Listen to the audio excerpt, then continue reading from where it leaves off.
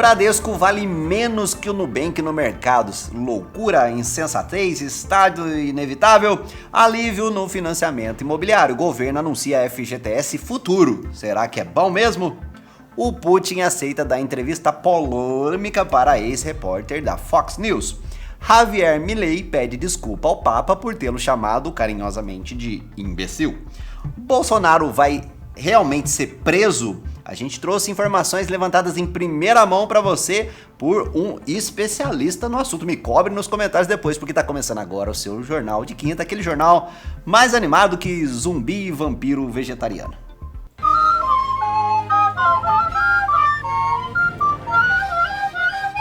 bela piada.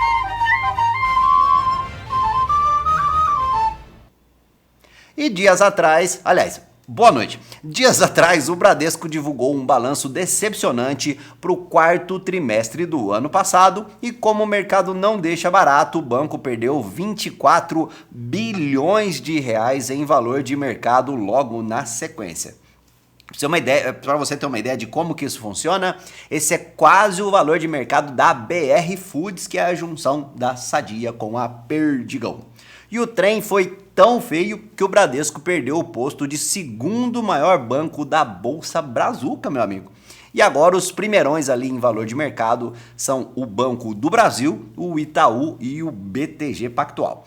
No dia seguinte, a desvalorização subiu para 27 bilhões. E pegando um gráfico aqui de 5 dias, o que a gente vê é uma desvalorização, queda monstra de mais de 15%.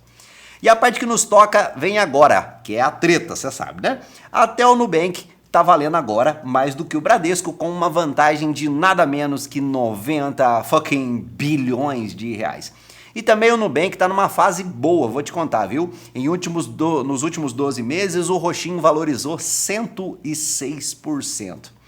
Mas o que será que apareceu de tão feio ali, de horroroso? O que acharam no balanço do Bradescão pro mercado dar uma torcida de nariz aí desse jeito, hein?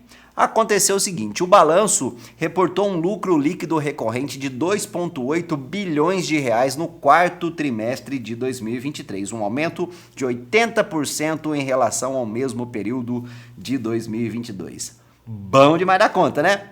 Mas depende. Se comparar com o trimestre anterior, aí já dá uma queda de 37%. E se comparar com algumas projeções, também fica ruim, porque o mercado projetava 4,5 bilhões de reais.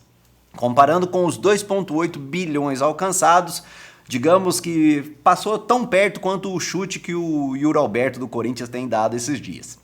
Algo parecido aconteceu com outro indicador, o retorno anualizado sobre o patrimônio líquido. No último trimestre de 2023 foi de 6,9%. No mesmo período, em 2022, tinha sido de 3,9%. Então, aumentou, né? Mas uma vez mais aqui, né? Depende.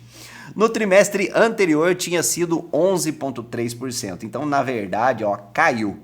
E outro indicador que decepcionou o mercado foi o lucro ajustado de 1,7 bilhão de reais, que ficou 60% abaixo de algumas projeções. E aí, meu amigo, teve jeito não, deu no que deu. Tombo feio na bolsa. Só a título de comparação, a gente não tem ainda, né, o balanço do último trimestre do Nubank, mas do terceiro trimestre foi mais de 300 milhões de dólares de lucro que o roxinho teve. Períodos diferentes, né? Mas bem pertinho ali do último lucro do último trimestre pro Bradescão. Difícil falar, Bradescão. E quem diria que um banco digital, né, fosse desafiar os grandões, os bancões, né não? Me conta aí nos comentários quem que você acha que vence essa briga, o roxinho ou um vermelhinho. Enquanto isso, vou tomar água aqui. E o governo anunciou que vai ter um alívio para você que tem financiamento imobiliário. É o FGTS Futuro, ou o exterminador do futuro, digo, o exterminador das parcelas que você paga. A proposta permite que o trabalhador utilize créditos que ainda vão ser depositados no fundo para abater ou amortizar prestações de imóveis financiados pelo programa. É uma medida que ainda precisa ser regulamentada, que deve entrar em vigor agora em março e remete aos tempos do governo anterior. A ideia é que o FGTS funcione como uma garantia, um calção, de maneira que o banco fique mais tranquilo aí para poder reduzir os juros para o seu lado. E para você que está pensando que o negócio é bom, eu espero que você reconsidere, tá? Porque até a Miriam Leitão não gostou da ideia, por incrível que parível. E isso é sério. Porque se você perder o emprego, você ainda vai ter que arcar com uma parcela maior no financiamento justamente no momento mais vulnerável que você pode estar. Então, FGTSs futuro é como contar com o ovo no fiofó da galinha. E isso não é bom para você não. Senado dos States aprova pacote de ajuda de 95 bilhões de dólares para a Ucrânia, Israel e Taiwan. O Biden levou vários meses para conseguir a liberação dessa grana aí, né? Dizem os mais debochados que ele fez vários pedidos por e-mail, mas sempre esquecia ali de clicar em enviar, esquecia o anexo ou errava o destinatário. Mas o verdadeiro motivo é que a maioria da Câmara é da oposição do cara, e aí fica mais difícil mesmo de conseguir aprovação para certos projetos. Só para o caso de ter ficado alguma dúvida, tá? Os mais debochados somos nós aqui mesmo da produção do Dinheiro com Você. Mas dessa grana, ó, 61 bilhões vão para a Ucrânia continuar enfrentando a Rússia, 14 para Israel continuar enfrentando o Hamas, quase 5 para ajudar Taiwan e para também se defender para ajudar Taiwan a se defender da China, na verdade, e pouco mais de 9 para ajuda humanitária em zonas de conflito em alguns lugares. E com isso, os Estados Unidos se endividam ainda mais. Fecharam 2023 em 33 trilhões de dólares no vermelho. E para te ajudar a situar nesses 32 trilhões de dólares, pensa o seguinte, ó. Sabe quanto vale se a gente for somar todas as empresas aqui na Bolsa Brasileira? Se pegar o valor de mercado de todas as empresas listadas na B3, dá 4,6 trilhões de reais, o que corresponde a uns 930 bilhões de dólares. E para pagar a dívida dos States, o valor necessário seria equivalente a pouco mais de 35 bolsas brasileiras. O que você acha, hein? Simples assim, né? Mas, pelo visto, eles não estão muito esquentando a moringa com esse assunto aí não, né? Já que eles são donos da máquina suprema de imprimir dinheiro mundial. Afinal, eles imprimem a grana mais importante do mundo, que até o momento que se fala é o dólar. Prerrogativas que só a maior economia do mundo pode se dar ao luxo. E enquanto os Estados Unidos gastam o que não tem, a Arábia Saudita gasta o que já tem. E já começou a construção de Trojena, que eu acho que é assim que fala, a cidade do futuro, que vai ter até uma estação de esqui de 500 milhões de dólares no meio do deserto. E se você está se perguntando de onde vai vir a neve, o meu xará, né, o Clark Williams, gerente de marketing do projeto, tem a resposta na ponta da língua. Só precisamos de 3 graus negativos para criar neve aqui, e a gente pode fazer isso durante 3 meses por ano. Bom, pelo visto, para a Arábia Saudita é tão fácil fazer neve quanto é para os Estados Unidos fazerem dinheiro. E pensar que aqui no Brasil a gente não consegue nem arrumar uma rua esburacada, vai vendo aí. E essa estação de esqui vai ter 36 quilômetros de pistas, além de um lago artificial e possibilidade de se praticar outros esportes, como o ciclismo, quando não estiver nevando. O projeto inclui vários hotéis que já poderão receber hóspedes entre 2026 e 2027, bem como bares, restaurantes e várias ruas. Essa cidade provavelmente vai ter 7 mil habitantes quando estiver totalmente pronta. E falando em estação e neve, eu não posso deixar de te perguntar, né? Falando em neve, se aqui nevar, você sabe esqui? Essa piada aqui não. Essa piada aqui não. Embora que essa piada aqui é muito ruim. O Vladimir Putin deu uma entrevista exclusiva que acabou irritando muita gente. Líderes mundiais criticaram tanto o danado do Putin quanto o jornalista também, né? Que deu essa visibilidade, esse palco aí pra maluco falar. O primeiro-ministro da Bélgica, por exemplo, disse que essa foi uma oportunidade para o presidente russo espalhar mentiras sem contestação e sem filtros. Um dos assuntos, logicamente, foi a Ucrânia, né, que seria mais apropriado. Quando o jornalista perguntou sobre o assunto, o Putin falou por meia hora sobre a história da Rússia e da Ucrânia, remontando ao ano de 862.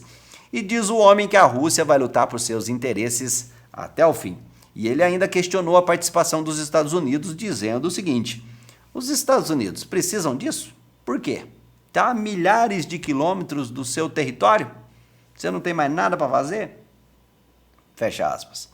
Diz que não tem interesse em atacar a Polônia, a Letônia, nem qualquer outro país da Europa. Se bem que ele também tinha falado que não ia atacar a Ucrânia. Então, a palavra dele está valendo a mesma coisa que o seu cunhado quando diz que vai pagar a dívida para você.